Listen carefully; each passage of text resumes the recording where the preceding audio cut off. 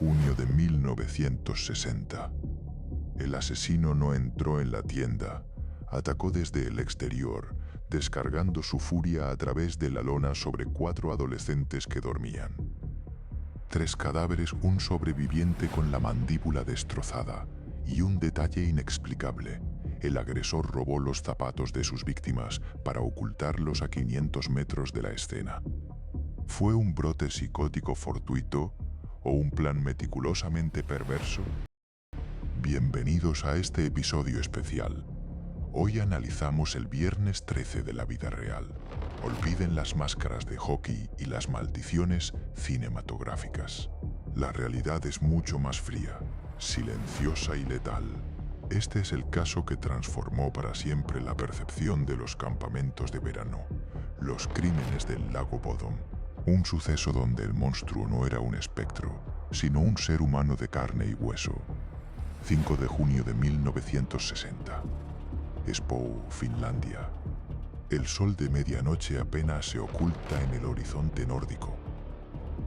4 adolescentes llegan a las orillas del lago Bodom para una acampada que prometía libertad. Miley Björklund y Ansia Tulikimäki, ambas de 15 años. Seppo Boisman y Nils Gustafsson, de 18, una tienda de campaña, un entorno idílico. Una noche que terminaría en un matadero de lona. Entre las 4:00 y las 6:00 de la mañana, el horror se materializó. La escena del crimen desafió la lógica forense inicial. La tienda de campaña no fue abierta por la cremallera. Fue atacada desde el exterior. Un agresor desconocido utilizó un objeto contundente y un arma blanca para golpear y apuñalar a los jóvenes a través de la tela. La estructura colapsó sobre ellos, convirtiéndose en una trampa mortal. Los cortes en la lona eran quirúrgicos y brutales.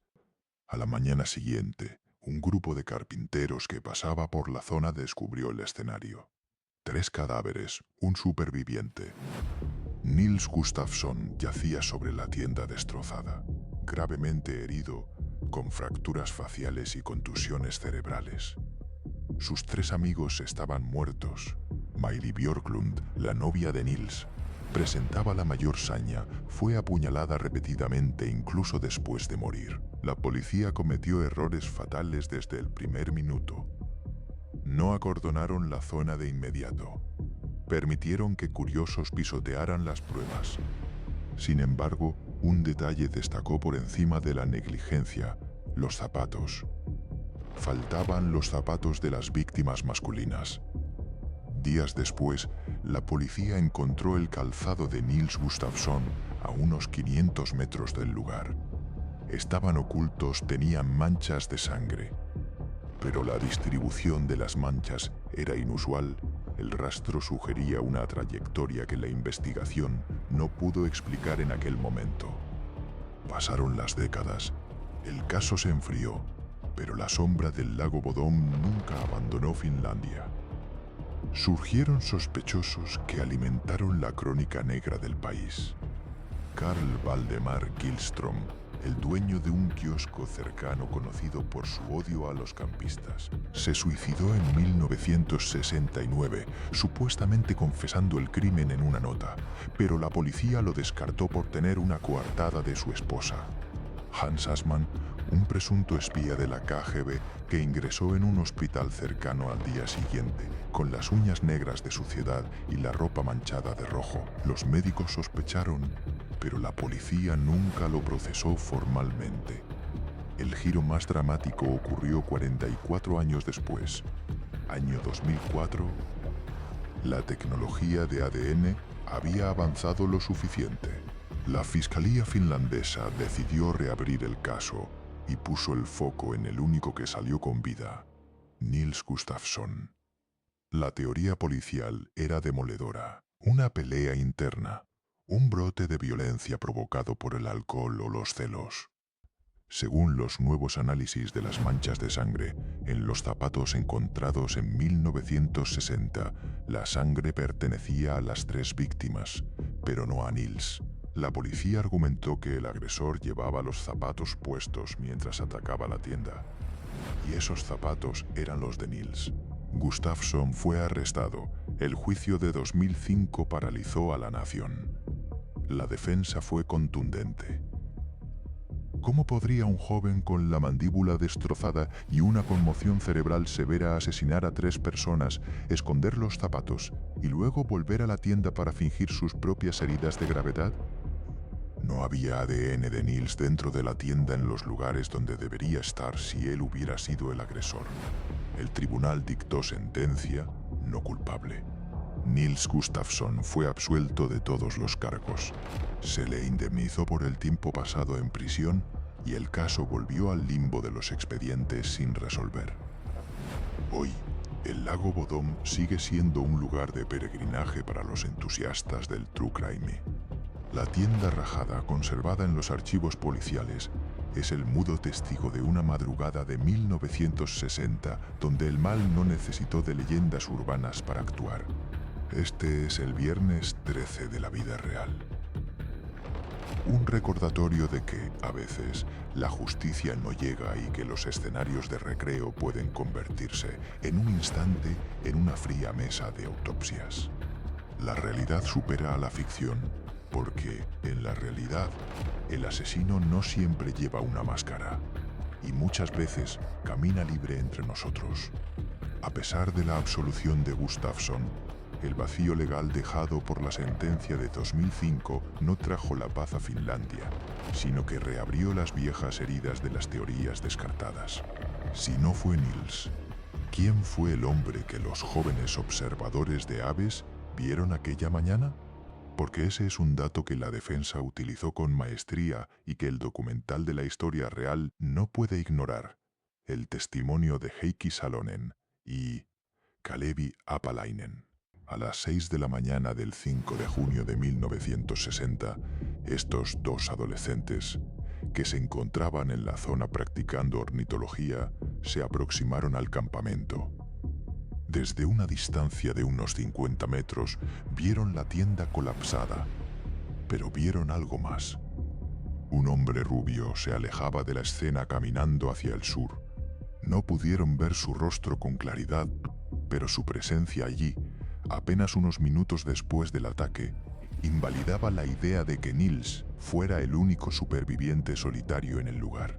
Este hombre de las sombras ha tenido varios nombres a lo largo de las décadas. El más persistente es el de Hans Assmann. La figura de Assmann parece extraída de una novela de espionaje, pero su rastro en los archivos hospitalarios es real. El 6 de junio de 1960, menos de 24 horas después de los crímenes, Assmann entró en el hospital quirúrgico de Helsinki. El doctor Korma Palo, que en aquel entonces era un joven médico en prácticas, nunca olvidó lo que vio. Según Palo, Assmann llegó fingiendo una enfermedad, pero su comportamiento era errático y agresivo. Lo más inquietante, su ropa estaba manchada de un rojo intenso, y sus uñas estaban negras de suciedad, como si hubiera estado cavando o arrastrándose por la tierra. Palo intentó alertar a la policía en repetidas ocasiones. Sin embargo, se topó con un muro de silencio. Años más tarde, el doctor publicaría varios libros denunciando que la policía ni siquiera tomó las prendas de Assmann para analizarlas, a pesar de que éste vivía a poca distancia del lago Bodom y su descripción física coincidía con el hombre visto por los observadores de aves. ¿Por qué la policía fue tan laxa con él?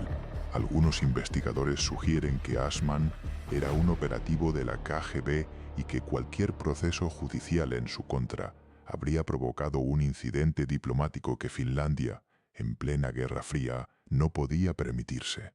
Pero Assmann no fue el único que habitó las pesadillas de los investigadores.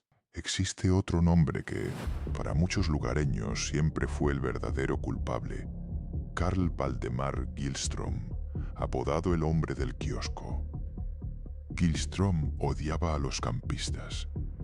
Se sabía que cortaba las cuerdas de las tiendas de quienes se atrevían a pernoctar cerca de su propiedad y que lanzaba piedras a los jóvenes que hacían ruido. En la comunidad de Spo, el rumor de su culpabilidad era un secreto a voces. Se dice que días después del crimen, Gillström llenó un pozo en su jardín, un pozo que la policía nunca excavó. 9 años después de la masacre, Gillström se ahogó en el mismo lago Bodom. Un suicidio, según las autoridades. En su nota de despedida y en confesiones previas a sus vecinos, mientras estaba ebrio, se atribuyó los asesinatos. Pero la coartada que su esposa le proporcionó la noche del crimen, asegurando que estuvo en la cama con ella todo el tiempo, fue suficiente para que la policía cerrara su expediente para siempre. Décadas después, antes de morir, la viuda confesaría que mintió por miedo. Su marido la había amenazado de muerte si no le proporcionaba esa coartada. Con la tecnología moderna de 2004 fallando en condenar a Gustafsson y los otros sospechosos muertos, la investigación se centró en una pieza de evidencia física que sigue desconcertando a los expertos forenses, la propia tienda de campaña. El análisis de los desgarros reveló un detalle escalofriante. La mayoría de las puñaladas y los golpes se realizaron desde fuera de la lona. Las víctimas fueron atacadas mientras estaban atrapadas dentro de su propio refugio, convertidas en blancos fáciles a través de la tela. Sin embargo, hay un rastro de sangre específico que sugiere que el atacante pudo haber entrado en la tienda en un momento dado, no para ayudar, sino para rematar. Mientras el caso sigue abierto en los libros, un nuevo análisis de ADN en restos no identificados encontrados en la tienda ha arrojado resultados ambiguos en los últimos años, manteniendo la incógnita en el aire. ¿Era el asesino un extraño que pasaba por allí, un vecino enfurecido o alguien que dormía dentro de esa misma tienda? El rastro de los zapatos, ocultos a medio kilómetro, sigue siendo el rompecabezas central. ¿Por qué el asesino se tomaría la molestia de esconder el calzado de una de sus víctimas si su intención era simplemente huir? Aquel acto de ocultación no fue un impulso, fue una decisión deliberada. Una decisión que implica conocimiento del terreno y quizás la intención de incriminar a alguien más. La sombra de la sospecha, sin embargo, no solo se proyectó sobre extraños o vecinos huraños. En marzo de 2004, 44 años después de aquella madrugada sangrienta, el caso dio un vuelco que paralizó a toda Finlandia. La Oficina Nacional de Investigación, KRP, anunció el arresto del único hombre que había visto el rostro del horror y vivido para contarlo, Nils Gustafsson, el sobreviviente. La fiscalía basó su acusación en los avances de la tecnología forense, centrándose precisamente en el enigma de los zapatos. El análisis de las manchas de sangre en el calzado de Nils reveló que éstas habían sido proyectadas de una forma que sugería que quien los llevaba puestos era el agresor en el momento del ataque. Según esta tesis, Nils habría tenido un brote psicótico o una violenta disputa con sus amigos, posiblemente motivada por el consumo de alcohol o celos. Los habría asesinado y luego habría intentado fingir sus propias heridas para pasar por una víctima más. El juicio, celebrado en 2005, se convirtió en un espectáculo mediático nacional. Los fiscales argumentaron que Nils, tras matar a sus 3 compañeros, se deshizo de los zapatos a medio kilómetro de distancia para desviar la atención hacia un intruso inexistente y luego regresó a la tienda para autolesionarse. Pero la defensa presentó un contraargumento que la ciencia forense no pudo derribar con total certeza: la gravedad de las propias lesiones de Nils. El joven fue encontrado con la mandíbula fracturada en varios puntos y contusiones cerebrales severas. ¿Cómo pudo un hombre con tales heridas caminar 1 kilómetro de ida y vuelta por un terreno boscoso y accidentado para esconder unas pruebas, sin dejar un rastro de sangre propio en el camino? Además, estaba el testimonio de los observadores de aves, aquellos jóvenes que a la distancia vieron a un hombre rubio alejándose de la tienda mientras Nils permanecía tendido sobre la lona. Si Nils era el asesino, ¿Quién era ese hombre que los testigos divisaron a las 6 de la mañana? En octubre de 2005, el tribunal de Espoo dictó sentencia. Nils Gustafsson fue declarado inocente de todos los cargos. El Estado finlandés tuvo que indemnizarlo con una suma considerable por el tiempo que pasó en prisión preventiva y por el daño a su reputación. El veredicto no significaba necesariamente que Nils fuera inocente a ojos de la opinión pública, sino que las pruebas eran insuficientes para condenarlo más allá de toda duda razonable. Con la absolución de Gustafsson, el caso regresó al punto de partida, pero con un peso mucho más amargo. Los archivos del lago Bodom volvieron a las estanterías de los casos fríos, pero la investigación no se detuvo por completo. A medida que los años pasaban y los principales sospechosos morían, la atención de los investigadores independientes se desvió hacia un detalle que había pasado desapercibido en las primeras décadas: las pertenencias desaparecidas. Además de los zapatos, el asesino se llevó varios objetos personales de las víctimas que nunca fueron recuperados: carteras, algunas prendas de ropa y las llaves de las motocicletas. Estos trofeos, comunes en la psicología de los asesinos seriales, sugerían que el móvil no era el robo, sino algo mucho más oscuro y personal. Recientemente, el análisis de perfiles criminales ha planteado una nueva posibilidad. Si el asesino no fue Assman, ni Gillström, ni Gustafsson, podría haber sido un depredador oportunista que simplemente acechaba en los alrededores de Espoo esa noche.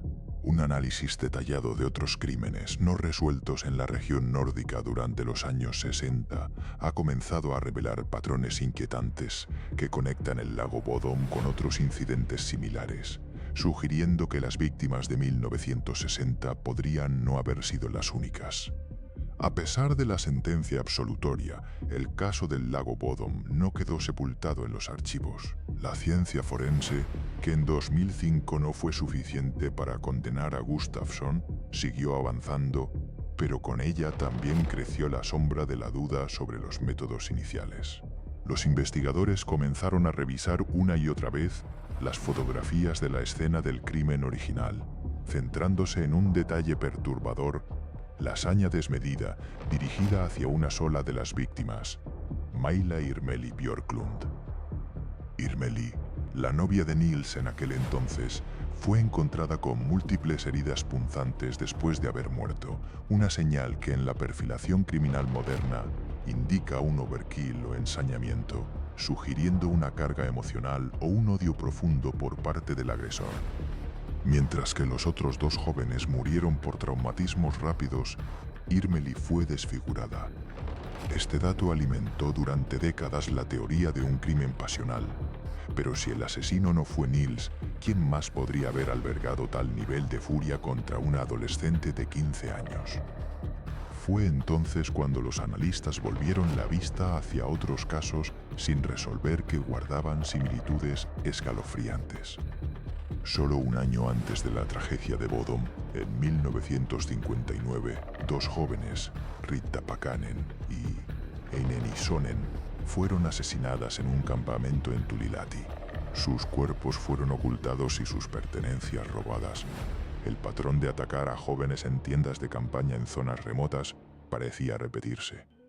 ¿Existía un depredador itinerante recorriendo los bosques finlandeses a finales de los años 50? En este punto, la sombra de Hans Assmann volvió a alargarse. Se descubrió que Assmann, el misterioso alemán vinculado presuntamente a la Stasi, no solo tenía una coartada cuestionable para la noche de Bodom, sino que su presencia fue reportada cerca de otros lugares de crímenes similares. Sin embargo, la policía de la época nunca lo interrogó formalmente de manera profunda, una omisión que muchos consideran el error más costoso de la historia judicial finlandesa. Pero había otra pista, una que permanecía en silencio en el laboratorio de criminalística, el ADN. En la década de 2010 se intentaron nuevas extracciones de las muestras recuperadas de la tienda de campaña que había sido preservada durante medio siglo. Los resultados fueron frustrantes. La contaminación de la escena en 1960, donde policías, periodistas y curiosos pisotearon el terreno antes de que se recogieran las pruebas, había dejado una mezcla genética casi imposible de separar. Sin embargo, un hallazgo inesperado surgió al analizar la distribución de las manchas de sangre en los zapatos de Nils Gustafsson, aquellos que fueron hallados a 500 metros de la tienda. Los expertos en balística y patrones de manchas de sangre determinaron que las gotas encontradas en el cuero de los zapatos pertenecían a las víctimas. Pero lo más inquietante era su trayectoria. Las manchas sugerían que los zapatos estaban puestos o muy cerca de la acción en el momento en que se producían los ataques. Este análisis técnico chocaba frontalmente con la versión del intruso que roba los zapatos y se los lleva antes de matar. Si los zapatos estaban presentes durante el asesinato, ¿quién los llevaba puestos? La defensa de Gustafsson siempre sostuvo que el asesino pudo haber usado los zapatos de Nils para cometer el crimen y luego descartarlos, pero esto abría una nueva interrogante. ¿Por qué un extraño se calzaría los zapatos de una de sus víctimas para luego caminar por el bosque?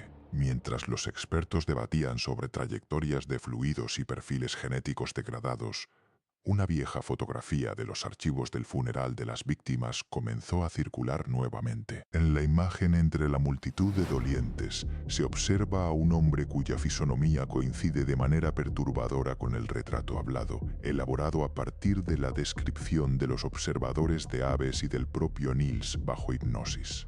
Un hombre rubio de mirada gélida que observaba los ataúdes con una calma que no encajaba con el dolor del momento. La pregunta que la policía finlandesa se planteó entonces fue la más oscura de todas. ¿Estuvo el asesino presente en el entierro de sus víctimas, disfrutando de su obra a plena vista de las autoridades? La justicia finlandesa, que había permanecido en un letargo de décadas respecto al caso Bodom, despertó de golpe en marzo de 2004. Basándose en los nuevos análisis de las manchas de sangre, en los zapatos y en una reinterpretación de las heridas de los supervivientes, la Oficina Nacional de Investigación, KRP, tomó una decisión que conmocionó a la nación. Nils Gustafsson, el único joven que salió con vida de aquella tienda de campaña, fue arrestado y acusado del triple asesinato de sus amigos. El hombre que durante 44 años había sido visto como una víctima trágica, un superviviente marcado por el trauma, se sentaba ahora en el banquillo de los acusados. La fiscalía presentó una teoría demoledora, una pelea impulsiva dentro del grupo, posiblemente motivada por el rechazo sexual o los celos hacia Irmeli Björklund. La víctima que recibió el ataque más sañudo habría desencadenado un brote de violencia en Gustafsson. Según esta tesis, Nils habría matado a sus 3 compañeros, se habría deshecho de los zapatos y de parte del equipo para simular un robo, y posteriormente se habría autoinfligido heridas menores para encajar en el papel de víctima antes de colapsar. Durante el juicio, un testimonio inesperado añadió más tensión al proceso. Una mujer que había estado acampando en las cercanías aquella noche de 1960 declaró décadas después que había visto a Gustafsson y a otro de los chicos en una actitud agresiva y bajo los efectos del alcohol horas antes de los crímenes. Pero el golpe más mediático fue la supuesta confesión que, según un oficial de policía, Nils habría murmurado en el momento de su detención: «Lo hecho está. Me darán 15 años». Sin embargo, la defensa de Gustafsson no se quedó atrás. Argumentaron que era físicamente imposible que un hombre con la mandíbula fracturada y una conmoción cerebral severa, diagnósticos documentados en 1960, pudiera haber asesinado a 3 personas, caminado 500 metros por terreno irregular para esconder unos zapatos y luego regresar a la tienda para fingir su inconsciencia. Los médicos forenses de la defensa insistieron en que las heridas de Nils no eran superficiales, sino consistentes con un ataque violento por parte de un tercero. Mientras el tribunal evaluaba si el superviviente era en realidad el verdugo, el nombre de otro sospechoso, ya fallecido, volvía a susurrarse en las calles de Espoo: Carl Valdemar Gillström. conocido localmente como el hombre del kiosco. Gillström era un hombre con un historial de hostilidad extrema hacia los campistas. Se sabía que cortaba las cuerdas de las tiendas de campaña y apedreaba a los jóvenes que se acercaban a su propiedad cerca del lago. En 1969, poco antes de morir por ahogamiento en el propio lago Bodom, en lo que muchos consideraron un suicidio, Gillström supuestamente confesó el crimen a su vecino mientras estaba ebrio. «Yo los maté», dijo. Sin embargo, la policía de 1960 lo había descartado tras una coartada proporcionada por su esposa, quien años más tarde admitiría, en su lecho de muerte, que mintió por miedo a las represalias de su marido. El juicio de 2005 no solo juzgaba a un hombre, sino que ponía a prueba la capacidad de la ciencia moderna para corregir los errores de una investigación policial que desde su origen estuvo plagada de negligencias. La tensión en la sala era palpable. Si Gustafsson era inocente, el verdadero asesino de Bodom no solo había escapado de la justicia, sino que podría haber estado observando cómo el sistema intentaba condenar a su última víctima superviviente casi medio siglo después. La balanza de la justicia oscilaba entre la evidencia técnica de los zapatos y la imposibilidad biológica de un asesino gravemente herido. Pero mientras los jueces deliberaban, un detalle seguía sin encajar en ninguna de las dos teorías principales. Si el asesino era un extraño, o si era Nils, ¿dónde estaban las armas del crimen? Ni el cuchillo ni el objeto contundente utilizado para machacar los cráneos de los jóvenes aparecieron jamás, a pesar de que el lago fue drenado y los bosques peinados con detectores de metales durante décadas. El misterio de Bodom se negaba a morir, alimentado por la sospecha de que la verdad no estaba en los laboratorios de ADN, sino enterrada en el silencio de aquellos que ya no podían hablar. El tiempo se acaba para todos, pero las historias permanecen. Suscríbete antes de que el reloj marque tu hora. Memento mori.